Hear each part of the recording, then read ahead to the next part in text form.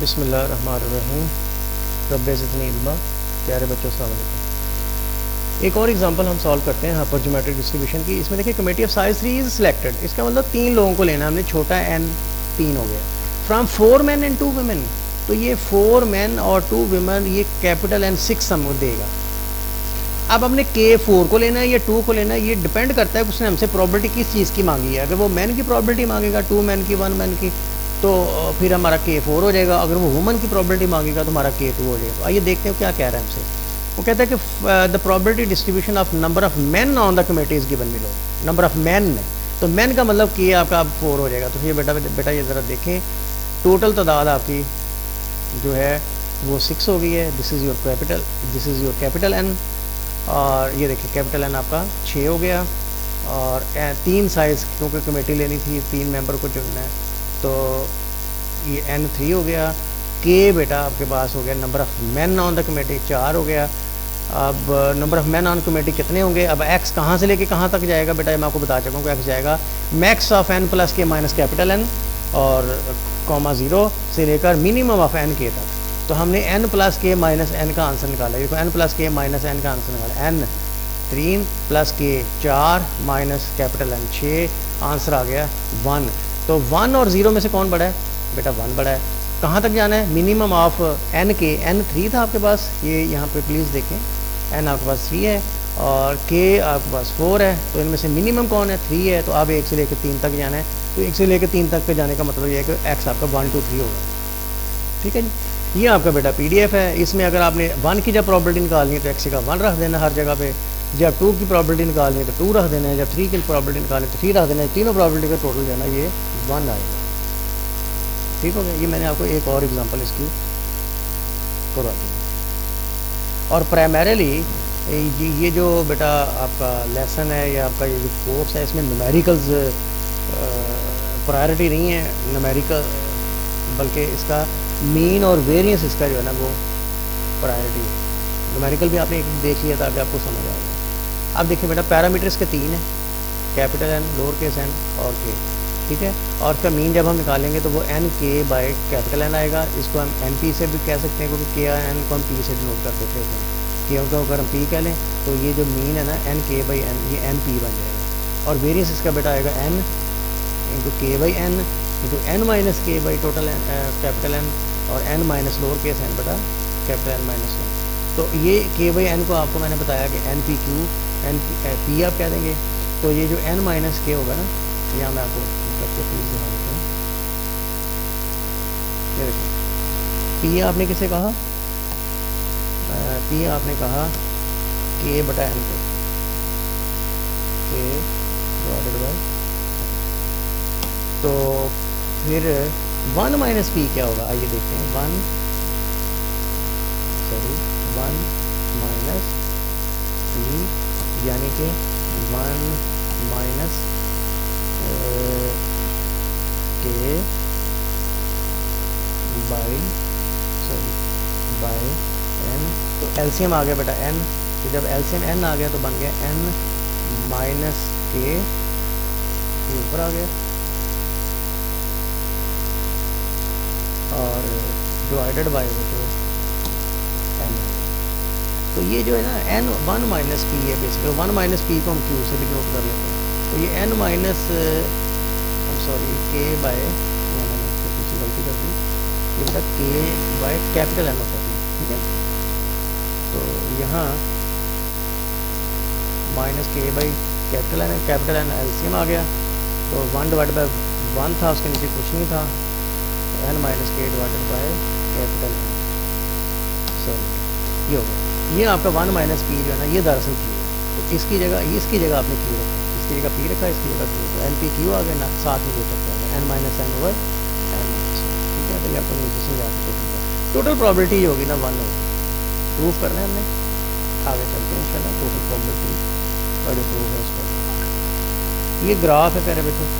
ये ऊपर जो मीन वेरियंस के मैंने फार्मूले रखे हैं ना आपको, उसमें छोटा N 20, छोटा सॉरी K 200 और कैपिटल N 1000 निकाल के मीन वेरियंस निकाल के देख लो।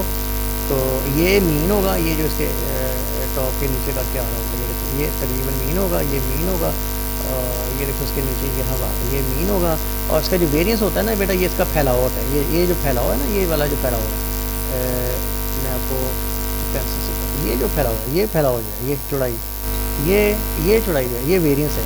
अब देखिए मुझे बताइए, ये नीली फिगर की चौड़ाई ज़्यादा है या लाल की ज़्यादा है? नीली की ज़्यादा ना, इसका मतलब इसका वेरिएंस ज़्यादा होगा। और ये हरा जो है, इसका वेरिएंस तकरीबन उतना ही है जितना कि नीले का वेरिएंस है। तो ये आप देख लीजिए, ये प्लीज़ आप देख लीजिए, ठीक है। आगे चलिए, टोटल प्रॉबिलिटी पे आते हैं। ये टोटल प्रॉबिलिटी आप हमेशा की तरह summation F X equals to 1 आपने प्रूव करना है, तो वो डिफ़िकल्ट नहीं है आपके लिए इसको प्रूव करना। तो देखिए summation F of X equals to 1, और एफ ऑफ एक्स की जगह रखना है उसका जो PDF हम पढ़ के हैं, देखो बेटा के सी एक्स जो है ये रखा आपने। अब एक ये जो समेशन है ना, समेशन ये एक्स पे बेटा अप्लाई हो रहा है, और एक्स तो ऊपर ही है सिर्फ, यहाँ ये देखो ये एक्स है और ये एक्स है, नीचे तो इसके में तो कोई एक्स नहीं है बटे वाले में, तो ये समेशन एक तरह से ऊपर ही है यहाँ पे, ठीक है ना। तो ये इस पे जब समेशन लगता होता है ना बेटा, ये दो आपने ऊपर वाले दोनों को जमा कर लेना है। ये देखिए यहाँ मैंने ऊपर वाले दोनों को जमा किया, k प्लस n माइनस के, यहाँ मैंने नीचे वाले दोनों को जमा करके यहाँ लिख दिया। तो ये समेशन का मतलब ये होता है कि ये जो दो मल्टीप्लाई होते हुए मतलब बाइनोमियल कोएफिशिएंट्स है ना, वो एक बन जाता है ये इस तरह से, और नीचे ये इसको जमा करें तो NCN होगा, NCN इक्वल्स टू बेटा 1, ठीक है ना। ये फार्मूला मैंने आपको खोल के बता दिया, ये जो हमने यहाँ पे अप्लाई किया कि अगर इन दो के सी फंक्शंस के बाइनोमियल कोएफिशिएंट के प्रोडक्ट पे ये समेशन अप्लाई हो, तो वो एक ही बाइनोमियल कोएफिशिएंट का समेशन बन जाता है, और ये इक्वल टू दिस है, ठीक है बेटा। अब हम आएंगे मीन एंड वेरिएंस की तरफ। तो मीन का बहुत पुराना फार्मूला आपको मैंने बार बार बताया है, वही फार्मूला आ रहा है, एक्सपेक्टेड वैल्यू ऑफ एक्स, ये वाला पैर बच्चों, ये देखो मीन का फार्मूला आपके पास आ रहा है, ये वाला, ये फार्मूला आपने बहुत पुराना पढ़ा होगा ना अपने formula, summation x f of x, ये summation x f of x, ठीक है। तो इसमें आपने एक्स तो ऐसे ही पढ़ा रहेगा, एफ ऑफ एक्स की वही वैल्यू जो आपने PDF पढ़ा हुआ है वो आपने इसमें डाली, ठीक है। अब KCX को ना, यहाँ जो KCX है इसको हम तोड़ रहे हैं, तो KCX को तोड़ने का बेटा ये तरीका होता है कि KCX और अंदर वालों में से एक घटा दो, और जैसे इसको भी अगर आपने तोड़ना है तो n माइनस एन लिख दो, अंदर n माइनस, ये प्रॉपर्टी है, इसको वेरी इजीली आप एक्सप्लॉइट कर सकते हो। तो दोनों जगहों पे मैंने ये वाला काम किया, एक ऊपर किया और एक नीचे किया। तो ये देखो ये ऊपर जो हमने इसमें से KCX निकाला था ये पड़ा हुआ है, ये देखो KCX, और नीचे जो हमने n बटा n निकाला था, वो अभी n बटा n था, तो बटे का बटा ऊपर चला जाता है, छोटा n ऊपर आ जाएगा, ठीक है।